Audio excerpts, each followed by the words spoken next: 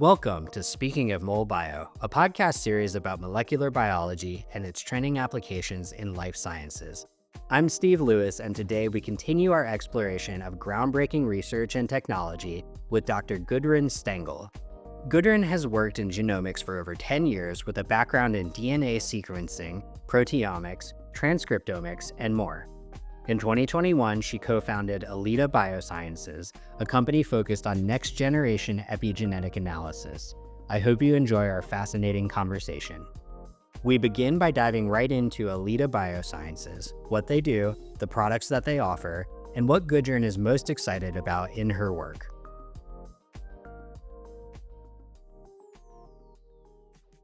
Alida is a startup company located in San Diego. We started out 4 years ago and are developing new tools for the analysis of RNA. So, our mission as a company is to unlock the function of RNA modifications in biology and to use this knowledge towards new applications in diagnostics, new therapies, and also synthetic biology. I was the inventor of the core technology, which is a proximity barcoding platform for reading multiple RNA modifications simultaneously. And it's very exciting to see this technology grow. And we are, in fact, very close to having our first official launch. That's fantastic. Tell me more about proximity barcoding and the technology you've developed. So, RNA modifications are very difficult to detect. So, when you do regular next gen sequencing, they are silent and don't give a signal. So, proximity barcoding is the concept of using a molecular recognition element, for example, a protein binder, that is tagged with a barcode, and to recognize the modification and then transfer the barcode that IDs the modification to the target RNA. And then you can read out the target RNA with a barcode by next gen sequencing and infer what modification was present. What was the inspiration for your concept? I've been working for 15 years in the genomics industry in San Diego, and my core expertise is really sequencing technologies. So I've lived through next gen sequencing becoming a standard tool in biotechnology. And for me, like reading primary sequence of our DNA was at some point really a staple. I don't think there are too many innovations to be made. In principle, reading primary DNA sequence is a solved problem. But what isn't solved is really reading epigenetic markers. And those markers are really important for understanding how the cell uses the genetic code. And they are applied dynamically in response to environmental triggers.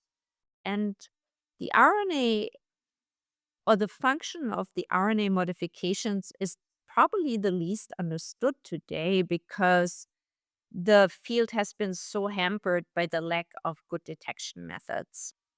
And for me, as a company founder, I was really looking for what are the blank spots in the genome market, like or genomics market. It was really like understanding epigenetics and building the best-in-class tools for it. So, in a way, developing a tool set for identification of the mechanisms of action around post-transcriptional modifications. Perhaps I should explain what RNA modifications are. So there is about 170 unknown today, and 50 of them alone occur in humans. So they are naturally occurring chemical modifications that are installed by writer proteins. They're recognized by readers, and some of them are even removed dynamically by eraser enzymes. So they are very important for the survival of the cell. If you knock them out, like mammals aren't viable. And they have complex functions. So for DNA methylation, it's quite straightforward what it does. It turns the transcription of genes on or off, and that information is inherited. But for RNA modifications, the function really depends on the RNA target. So in regulatory RNA, they have a role in stability and proper folding, and in messenger RNA, They're involved really in the protein production by regulating splicing, translation efficiency, and error rates, but also trafficking within the cell and formation of stress granules. This has implications for disease and our understanding of disease because it is known that they can be deregulated in many common diseases like cancer, neurodegenerative diseases like Alzheimer's and Parkinson's, even cardiometabolic disease like diabetes. You find abnormal patterns of RNA modifications. So there's really opportunity for new biomarkers, but also new drug targets and identifying new pathways for drug targets.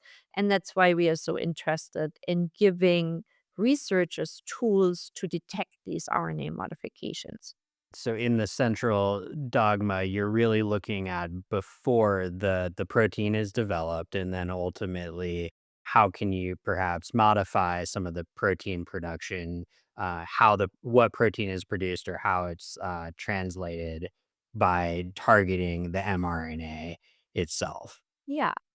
Talking a little bit about the overall market and business before we dive into the more molecular techniques perspective of the conversation.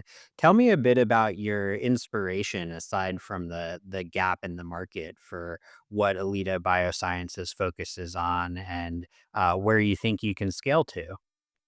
Yeah, for me, it was important. So I'm a first time company founder. It was important to really enter a blue ocean market opportunity where there's no need to displace competitors because that's a much harder game.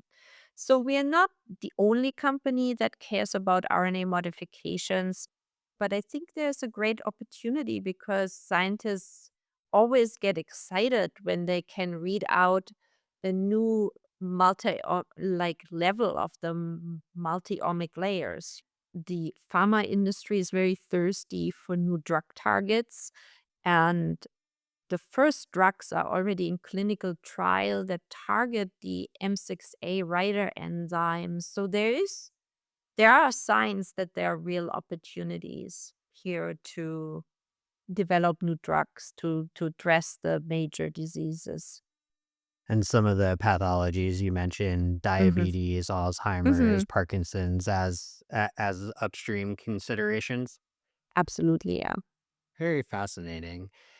Tell me a little bit about how you move from genomics as your area of focus to this specific area, which is a little, I would say, intermediate, right, between translation and transcription, and how do you make that transition to focus on almost the epigenetic targets as your area of focus?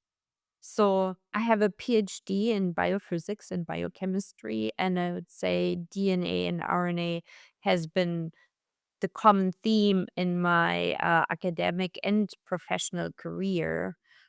I think molecular recognition always has played a big role in these in the my early PhD days because I worked with biosensors, and the whole proximity barcoding idea is probably influenced by this experience because we have a protein engineering department and we are evolving our own binders and also enzymes that are RNA modification specific and yeah, recognize the modifications and in case of the enzymes also convert them.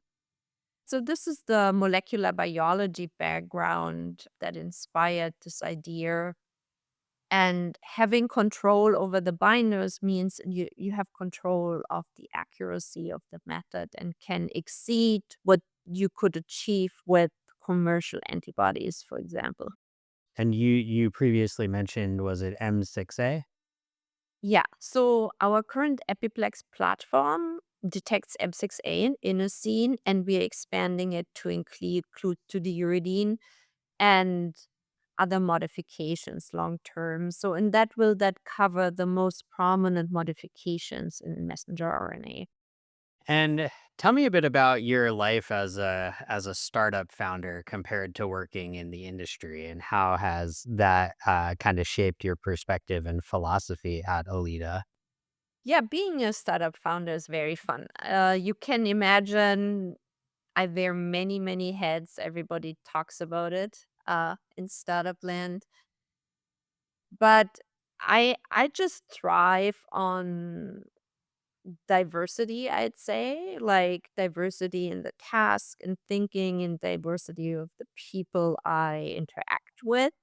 In the early founding years, I spent much of my time in the lab doing experiments myself, which was super exciting. And knowing that your company depends on the experiments was very exciting. Back then, we were only 4 people. Now we're 20, and my role has shifted again more into people management and fundraising, of course. But it's a special experience to see a scientific idea grow up and being translated into a product that enters the market and hopefully is used towards exciting exploration in biology. And also looking at science really from many different angles, like considering the market, thinking about messaging and marketing it's very stimulating. I like it. Well, that's fantastic, and it sounds like you're making a lot of progress, and not surprised to hear that the interest is in acceleration of timeline toward commercialization as well. What does that timeline look like in terms of you either going to market? Are you looking toward clinical transitions with your technology first, or are you looking toward proof of concept, perhaps in like mirroring models? Tell me a bit about your roadmap. Yeah. So our product has been in early access testing for the entirety of 2023. The first half of the year, we offered our product as a service. And in the second half of the year, we have started really shipping a reagent kit.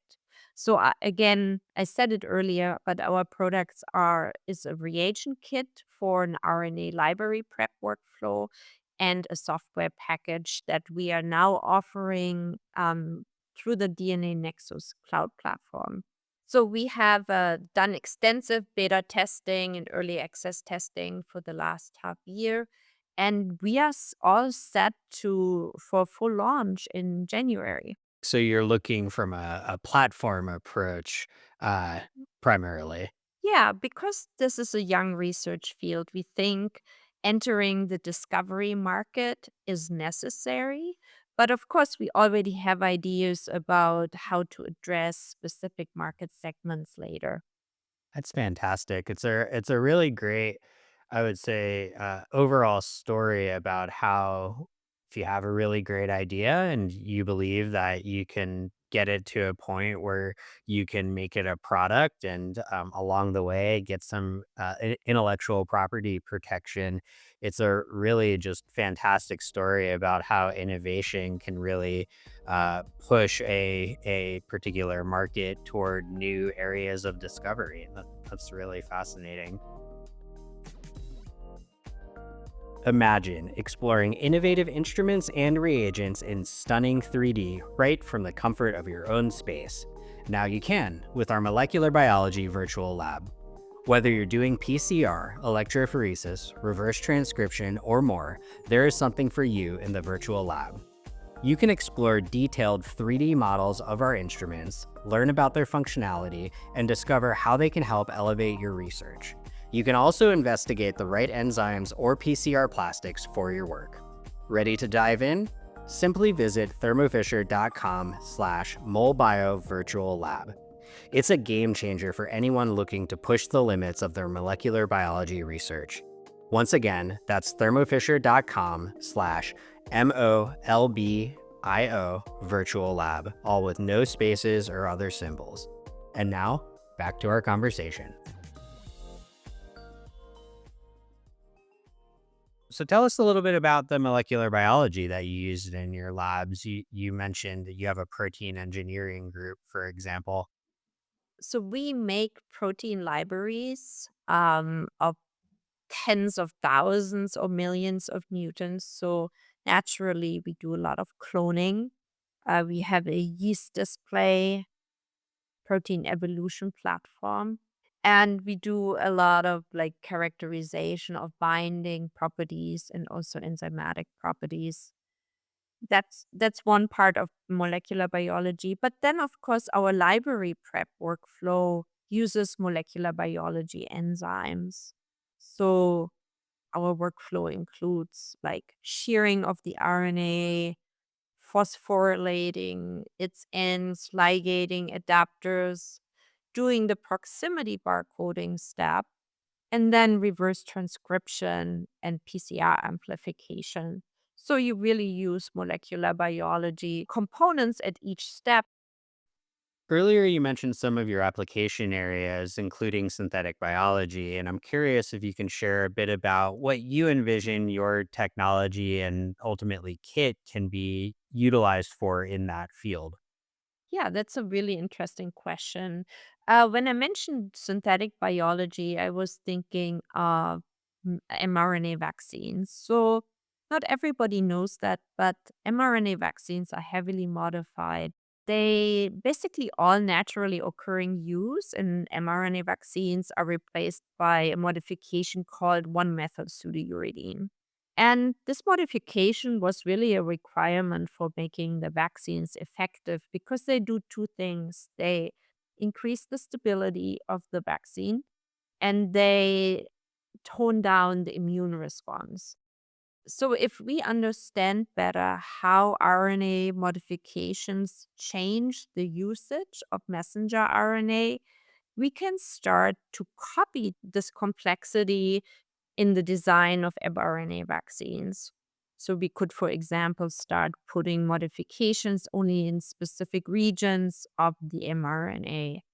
Of course, this requires that methods for site specific labeling of mRNA co evolve, but eventually this will come. What other blue ocean opportunities do you see now that I think perhaps the discovery, as you mentioned, is being appreciated? What other areas do you think that it can perhaps open the door to? So, one application I personally find very interesting is monitoring the emergence of drug resistance during chemotherapy. There are a few papers that describe how glioblastoma patients during chemotherapy suddenly, become resistant to the treatment. And this can be traced down to changes in the modification pattern of a few genes. That's certainly not the only root cause for the resistance, but it is something you could potentially use to monitor your treatment success and how it's going and to foresee upcoming resistance. Generally, RNA hasn't been used much in liquid biopsy because of stability problems of storing RNA after a blood draw. But these problems are being addressed by different collection tubes. Also, people like to look now at other more stable RNA species that are encapsulated in exosomes. So I think for the liquid biopsy market, there are more discoveries to be had by using more markers. I think there's a lot of opportunity. I mean, I'm an optimist. I always think that progress in science will eventually be used for the betterment of human health and humanity. So I think if there is, I believe currently there is the sense that maybe all that DNA sequencing hasn't delivered enough actionable information. For me, it is just a sign that we still don't understand enough. And we don't understand exactly how the code is used and when it is reprogrammed in response to external triggers. That's why epigenetics is so important. And I think, studying really the complete multiome will eventually give more actionable information And with the upcoming of AI, it will be more possible to digest the information and interpret it. What does a customer persona look like for your startup company? Tell me what you're expecting your customers to utilize your products for. And let's say their first day it arrives at their lab and they're getting ready to do a experiment that they have planned. We work a lot with customers who are very driven by a biological or disease relevant questions.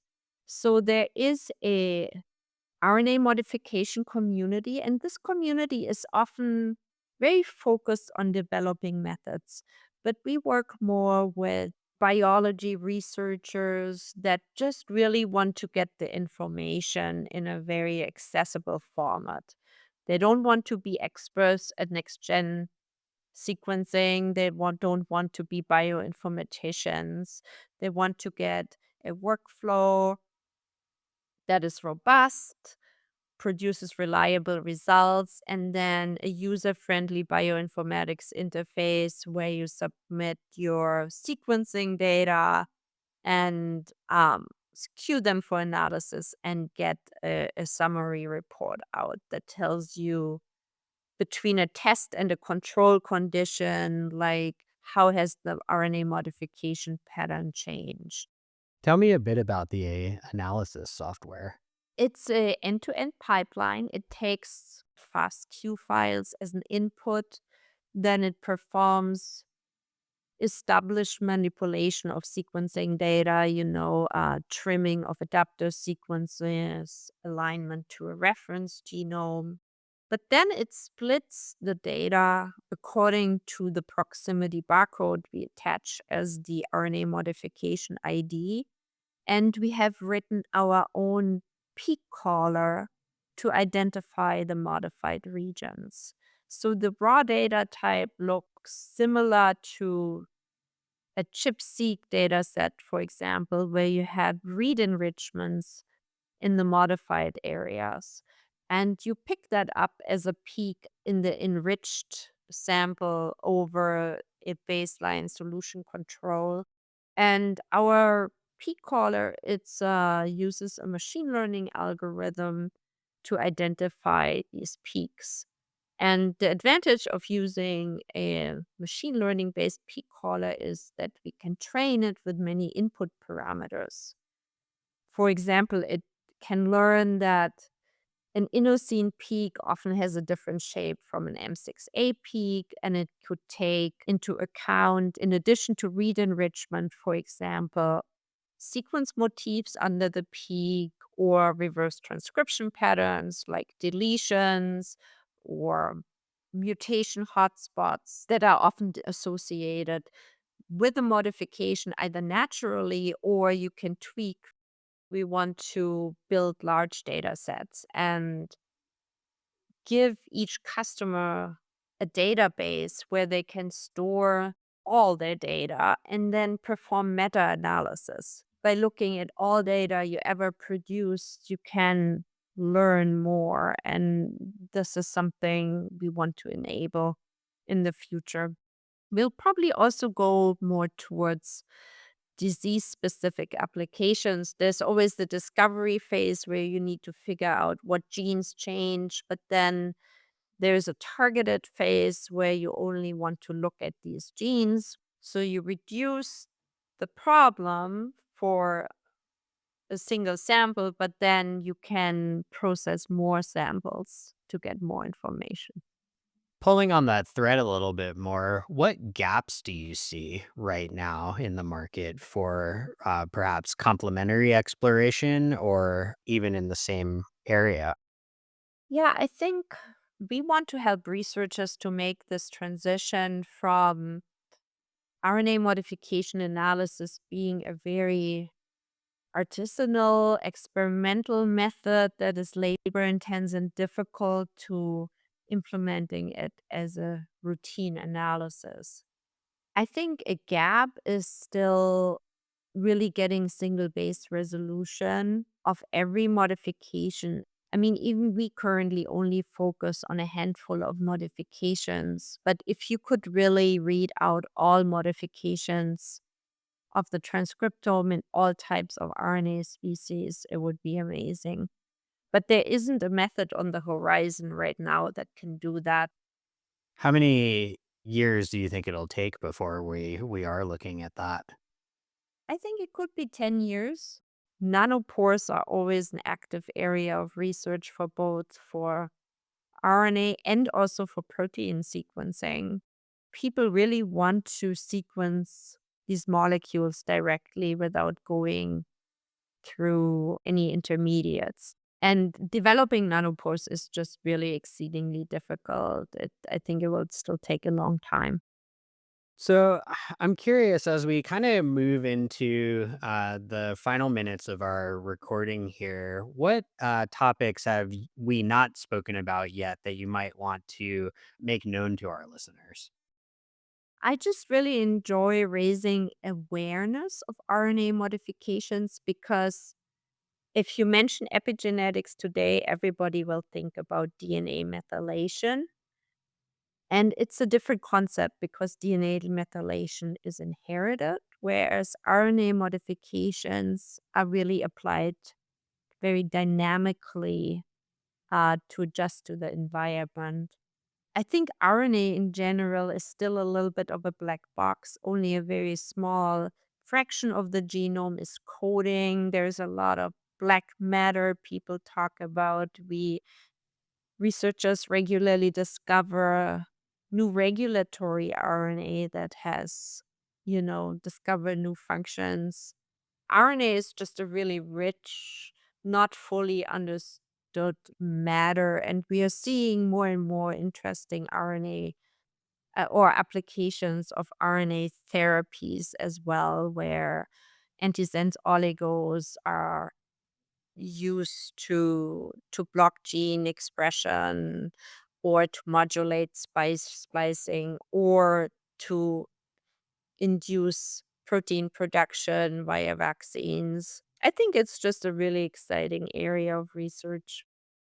Very much so. And the enabling concepts of additional stabilization approaches for RNA and making sure that we have the opportunity to even explore what's going on inside of a cell at any given time is really interesting. When we're talking about multi-omics, what are the boundaries in your opinion? How many different omics are there, and have we even identified all of them? That is a great question. Let me count. So there's DNA methylation, histone modifications, RNA modifications, protein modifications. So at least seven. And I would say RNA binding proteins are also regulators, post transcriptional regulators of translation. So I would say at least eight. Do you think that there are more coming? I don't think so. I think we know fundamentally what types of molecules exist in a cell. We just need to understand how they interact with each other. Gudrun, thank you so much for your time today. I always like to end our podcast with two questions of our guests. And my first question to you is, what have been the keys to your success so far?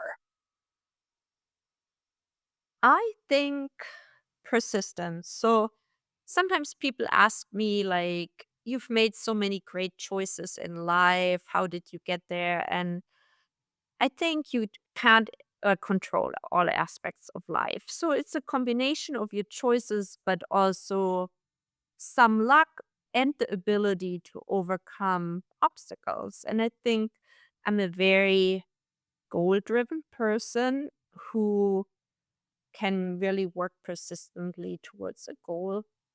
And the other thing is, I really enjoy what I'm doing, and that gives me the energy to show the persistence. Persistence and passion. I think that's wonderful.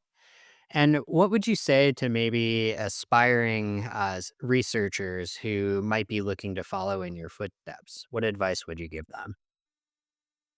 Yeah, I would say really follow your calling and be optimistic that all your hard work will be rewarded. And in the long term, people tend to look at relatively narrow windows of time for reward, but sometimes life might throw you a curveball and temporarily things don't look so bright. But you will get through it and look back and think, oh, it wasn't so bad overall. So I think being optimistic about that your performance will pay off, but also optimistic about society in general. Doing science really gives you the power to work for the betterment of society. So it's a great passion to have, and I like to be an optimist and think that both society and science will bring about further improvements. Well, best of luck to Alida Biosciences and anybody who may use your technology in the future. I'm very excited to see how it continues to develop and comes to market successfully. Yeah, thanks so much for having me. It was a pleasure talking to you. That was Dr. Gudrun Stengel, CEO and co founder of Alida Biosciences in San Diego, California. Speaking of Mol Bio is produced by Matt Ferris, Sarah Briganti, and Matthew Stock. Join us next time for more fascinating discussion about the wide world of molecular biology. Until then, cheers and good science.